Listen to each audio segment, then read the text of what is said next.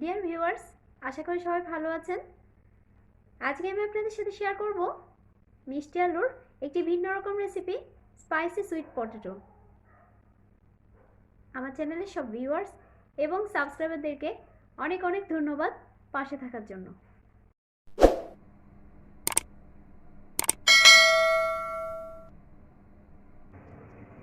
প্রথমে আমি একটি মিষ্টি আলু নিয়ে পিস করে নিচ্ছি।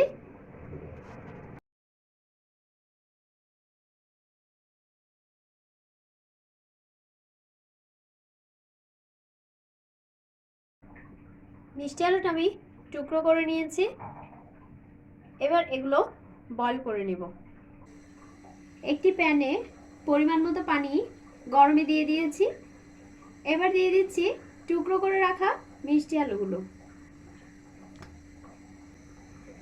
দিয়ে দিচ্ছি 1/4 চা চামচ হলুদ গুঁড়া,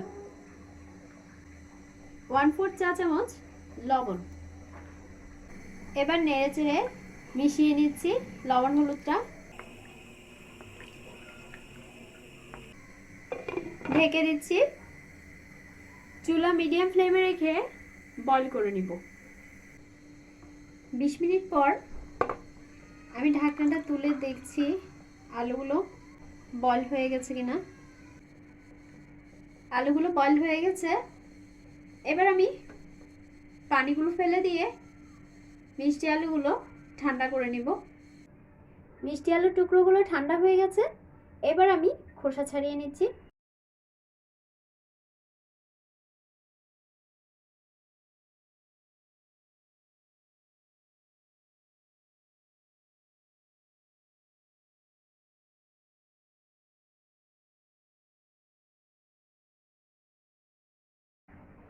খোসা ছাড়ানো হয়ে গেছে।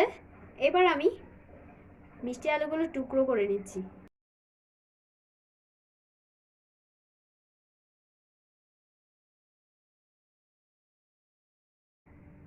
টুকরো করা হয়ে গেছে।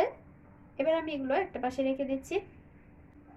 চুলায় একটি ফ্রাই প্যান প্রিহিট করে নিয়েছি। এবার দিয়ে দিচ্ছি পরিমাণ মতো বাটার। বাটার মেল্ট করে নিব।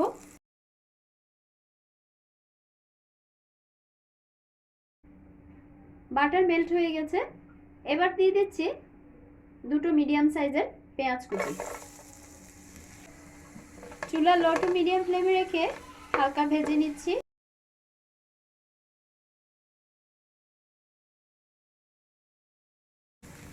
ফ্রাই করা হয়ে গেছে। এবার অ্যাড করে দিচ্ছি দুটো কাঁচামরিচ কুচি। হালকা ফ্রাই করে নিচ্ছি। অ্যাড করে দিচ্ছি 1 চা চামচ লাল মরিচের গুঁড়ো, 1/4 চা চামচ লবণ। একটু নেড়ে চেড়ে ফ্রাই করে নিচ্ছি।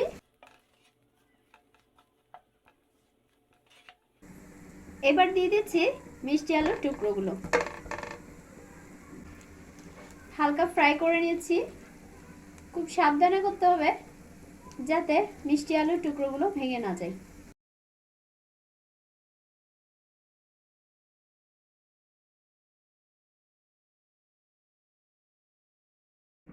এবার দিয়ে দিচ্ছি 3 টেবিল চামচ টমেটো সস।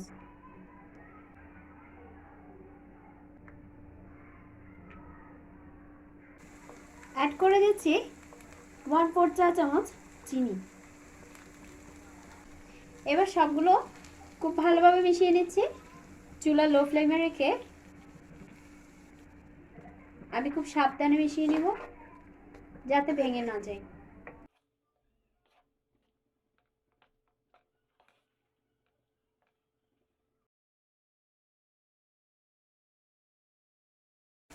মেশানো হয়ে গেছে। এটি এখন পরিবেশনের উপযোগী হয়ে গেছে। আমি চুলা অফ করে দিচ্ছি।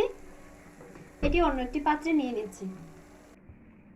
তৈরি হয়ে গেল মিষ্টি আলুর ঝাল রেসিপি। এটি খেতে ভীষণ মজা।